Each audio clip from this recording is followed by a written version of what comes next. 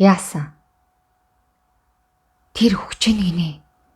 Өгөхөөс өмнө тантай ганцхан удаа л уулзахыг хүсэж байна. Үнэхээр яшигтайгүй юм аа. Ер нь яг яах гээд байгаа юм бол? Химэн од таагүйхэн хэлээд үсээ гараараа илж туслах бүсгүй рүүгээ янз муутайхан харав. Бардам, их хэмсэг, бас хачин зөрүүд эзнийхээ ёозгүй байдлыг харсан туслах одоо юу ч гэж ятгаад нэмэргүй юм байна да. Химэн бодож амжсан ч гарч явж зүрхэлсэнгүй.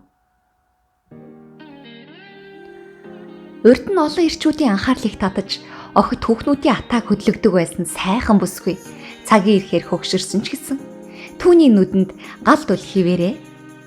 Нэгэн цагт мандаж явсан хөгшин од нүүрэнд нь үл мэдэг хэн үрчлээ сууж мөч алгасахгүй ирдэг урилга заллага цөөрч ашиг орлого буурсан ч гэсэн тэр бардам их хэмсэг хിവэрээ.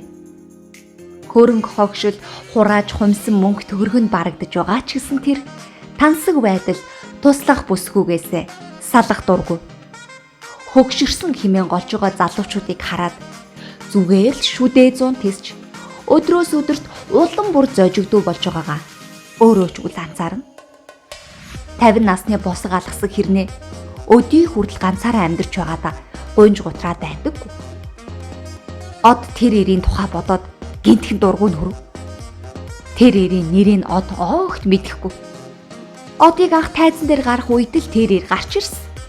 Тоглолт болгоны өмнө танхим дүүр хашгирч баяр болгоноор бэлэг илгээж хаан ч явсан дагаж эргүүлнэ. Тиймээс од түүнийг зүгээр л солиот гэд нэрлэлчихсэн байлаа. Үнэн дээр өөрийн 40 жил дагаж байгаа солиотыг тэр ганцч удаа оноож харж байсангүй. Тай засар хурц гэрэлтэй. Үзэгчдийг бүр оноож харах боломжгүй. Харин тайзан дээр байгаа одыг л бүгд хардаг байсан хэрэг. Харин тэр солиотын дуу хоолойг од хинээс ч илүү мэднэ. Олон жилийн өмнө залуухан дуучин бүсгүй тайзан дээр бүдэрч унахад солиот үнэхээр гайхалтай химэн хашгирч алга ташин уухайлж чухам юу болоод байгааг сайн анзаараагүй үзэгчид түүнийг даган нийчгэнтэл алга ташиж байсан. Тэр өдрөөс л хойш солиотын дууг од хинээс ч илүү таньдаг болсон байлаа. Түүний аялан тоглолтуудыг хүртэл дагаж хаа хол газар очижсэн цагаан альчуур далсан гүйдэг энэр хэзээ ч одыг ойроос хараагүй шиг одож бас түүнийг анхаарч байсангүй. Тоглолтын дараа одын туслахууд солиотын тухай ярьж баахан плед бөөндөж үнхүү тараасан гэдгийг сонсоод од түүнийг үзэн ядаж. Нэр хүндийг мань угааж тоглолтыг мань өнгөөдүүлэх юм аа гэж зэвүүцэн бодож үлээ. Тэр өдөр энэ солиот ирээгээр нь миний өрсөлдөгч нар л над руу илгээсэн гэдэгт тэр үнэн голоосоо итгэсэн.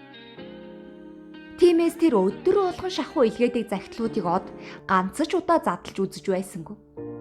Бас баяр болгоноор ирүүлдэг цагаан сарнайг тэр хизээч өрөөндөө оргуулж байгаагүй.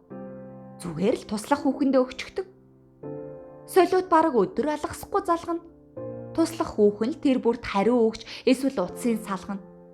Бас одыг тэр солиотоос үргэлж хаацайлах үүрэг хүлээсээр туслах бүсгүй 40 жилийг үдэж байгаа. Тиймээс солиотын ирүүлсэн бэлэг захидал бүгд туслах хүүхэнд шагнал болон очдог байсан хэрэг.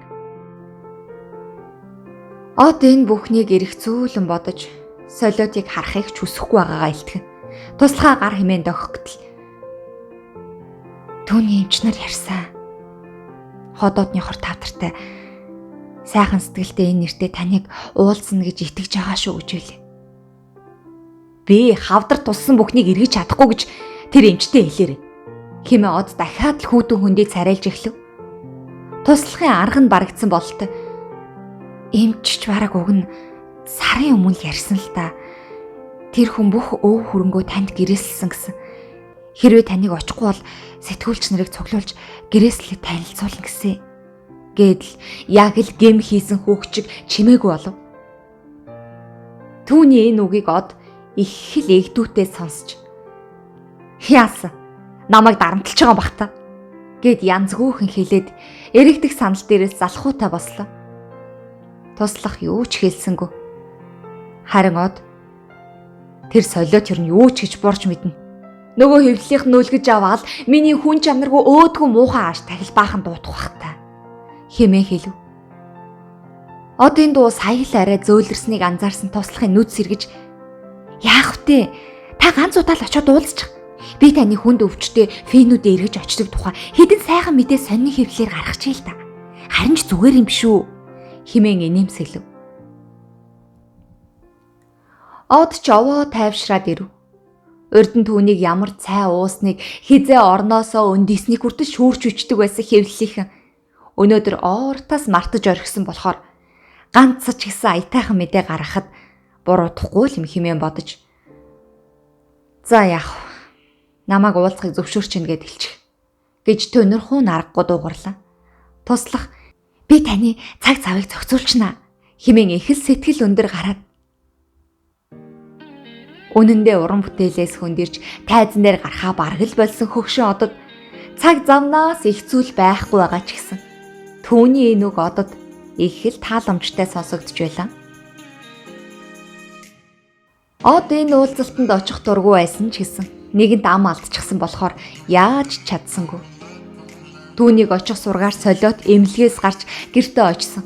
Бас гэрээслээ гардуулахаар өмгөөлөгчд авсан гэдгийг сонсоод од элгээ хөштлийн. Яах вэ? Түүнийг насаараа дагсан фэн нь хамаг эд хөрөнгөө түүнд өвлүүлчихнэ гэж сайхан л мэдээ гарах юм бэ? Хэмээ олзуурхаж. Иш чаавас. Тэрнийг солиотод одоо хүнд өвлүүлэхээр хөрөнгө байдаг юм бах та. Хүний гар хүрхий аргагүй л хог байгаа зү. Хэмээн сэжиглэн бодож байлаа.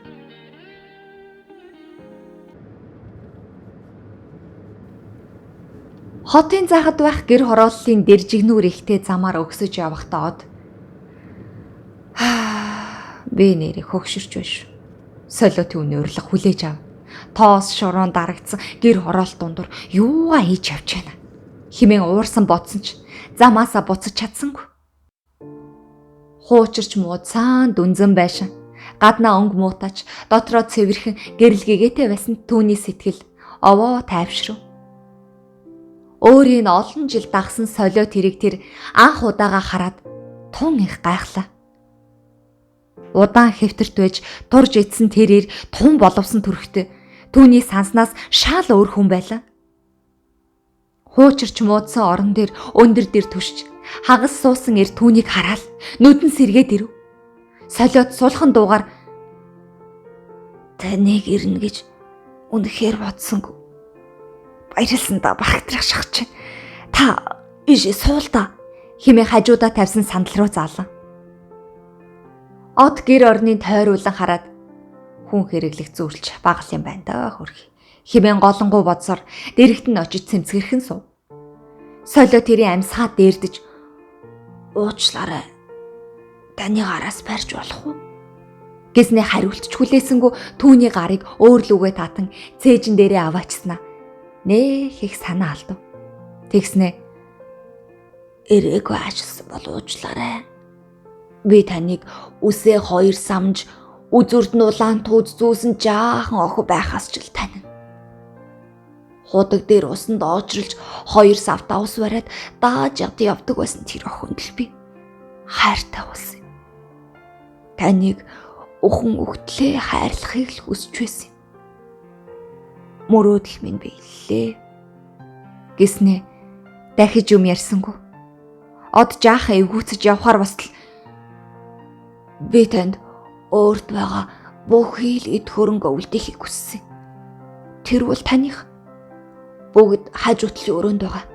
Та орж үзүүлтэй хэмээн суул дуугаар бараг шивнэг шахам хэлв.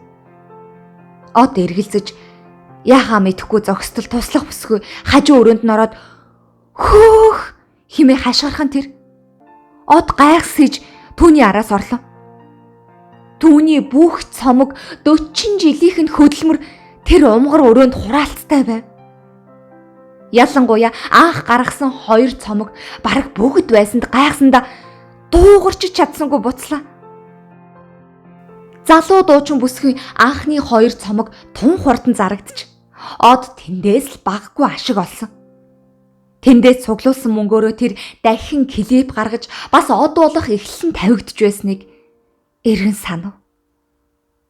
Гэвч амандаа үнэхээр солиотой ир юм а.